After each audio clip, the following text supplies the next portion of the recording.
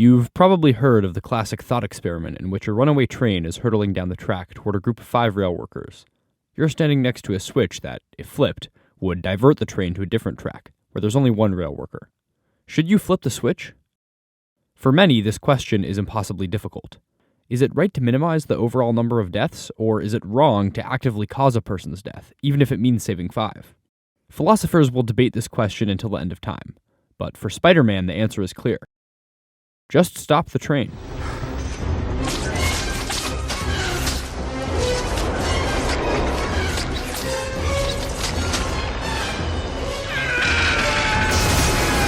I'm only partially joking here, since some would say that Peter's ability to stop the train obligates him to do so. With great power, you know the rest. In Spider-Man 1, Green Goblin tries to force Spider-Man to choose between saving a cable car full of schoolgirls and saving his love interest, Mary Jane. Let's take a look at how he handles it. Let die the woman you love? Or suffer the little children?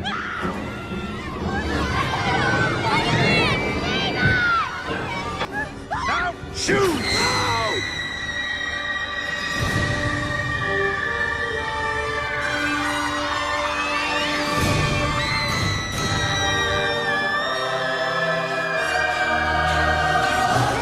Instead of choosing one or the other, Spider-Man dives to catch Mary Jane before swinging under the bridge and grabbing the cable car.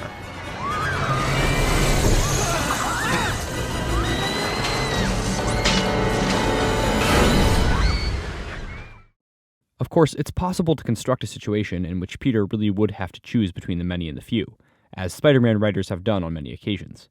Recently, in the video game Marvel's Spider-Man for PS4, Peter must choose between using the only vial of the cure for a deadly disease to save his Aunt May, or letting her die while a team of scientists uses the vial to synthesize more cures to distribute to all those ailing around the city.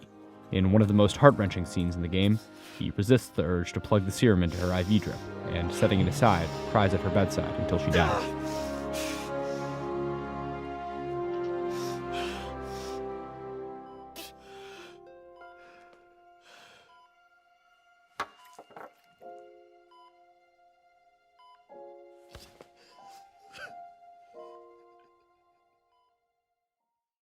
This dilemma is actually analogous to a variation on the trolley problem in which a loved one is the person alone on the track. You can let 5 people die, or switch the train to the track where it will kill your grandma, brother, or in this case, beloved aunt. Peter's choice is clear. The greater good outweighs his personal desire for Aunt May to live.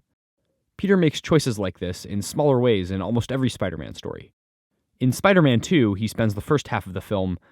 Well, I'll just let High Top Films take it from here. The entire movie up until this point, Peter gets shit on. Literally. Well, not literally, but kinda. Just watch. I'm not paying for those. I need this job. You're fired. But give me another chance. Parker, hello, you're fired. Why? Here, kiddo. Happy birthday. You need it more than I do. You know, all I got is this 20 for the rest of the week. Sorry, doesn't pay the rent.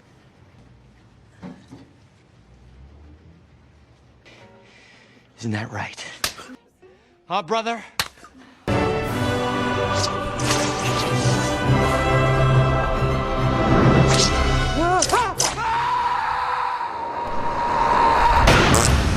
See, you get it. Peter Parker's life sucks. Thanks, High Top.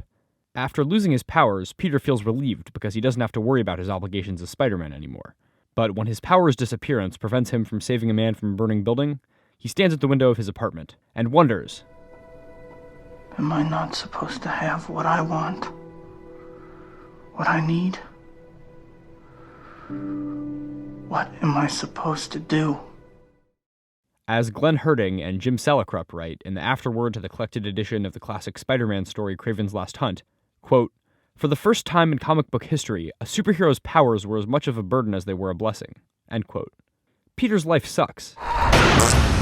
If he has to choose between stopping a supervillain and taking a history test, or between saving someone from a burning building and going on a date with Mary Jane, he'll choose to be a hero every time.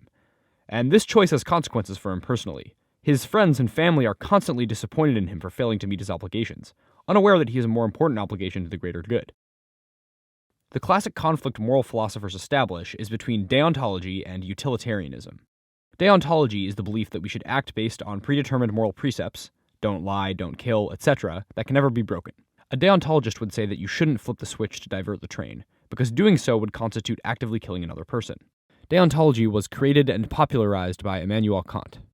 Utilitarianism, or consequentialism, is the belief that outcomes should determine how we act. We should maximize the greatest good for the greatest number. A utilitarian would flip the switch, because doing so would minimize the overall number of deaths. Utilitarianism, or consequentialism, was created and popularized by Jeremy Bentham and John Stuart Mill. Peter's conflict, though, isn't really between deontology and utilitarianism. He isn't choosing between a priori moral obligations and outcomes. His conflict might be more accurately described as one between selfish utilitarianism and selfless utilitarianism. See, Peter sacrifices his own happiness for the happiness of the city, time after time, with no clear upper limit on what he's willing to give up. He may want more than anything to spend an evening with Aunt May or help his friend Harry study for a chemistry test, but if the vulture steals a briefcase of diamonds on the other side of town, he just can't let himself shirk his obligation to help. In the beloved television show Spectacular Spider-Man, Peter obtains a gene cleanser which, if he drank it, would remove his spider powers, freeing him from the burden of fighting crime as Spider-Man. In one moving scene, he contemplates using it. I never asked to be Spider-Man. I never asked for these powers. I never knew it would mean a bashed-up hand, a hard 9 p.m. curfew, no job, and friends who all think I'm scum. It was all just a twist of fate. Bad luck, a random bug bite. Easiest decision I ever made.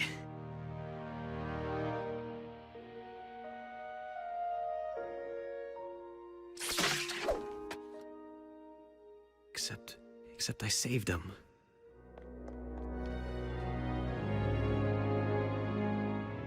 Spider-Man's no magic wand, but thanks to the webhead, Kurt's cured, and Billy gets his father back. So what if nobody threw a parade? Spidey stays because Spidey's needed. For now, anyway. Even when Peter has the choice to remove his powers, he chooses not to.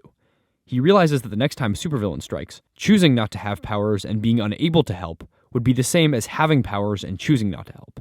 Stopping that crime is his responsibility either way, and taking the gene cleanser would dismiss his responsibility indefinitely and irreversibly.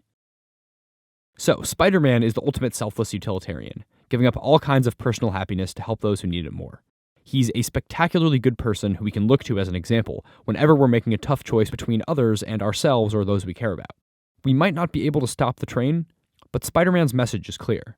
It doesn't matter if your aunt, your brother, or yourself are on the track. You should always flip the switch anyway. Hey everyone, thank you so much for watching this video. Thank you also for being so patient. I know it's been like 8 months since I put a video out, but it's taking longer than I expected to kind of get videos made on a regular basis. But just so you get an idea of kind of where I'm going with the channel, the idea is that I'm gonna be putting out one video every month on the first Tuesday of every month. But please, if you like this video, like, comment, subscribe, share. It means a lot to me, seriously, especially sharing with people who you think might be interested. You know, we can grow the base and get the word out, so I really appreciate that. And let me know in the comments if you think my characterization of Spider-Man as a selfless utilitarian is accurate or not. Well, anyway, that's it for today, and I'll see you guys next month.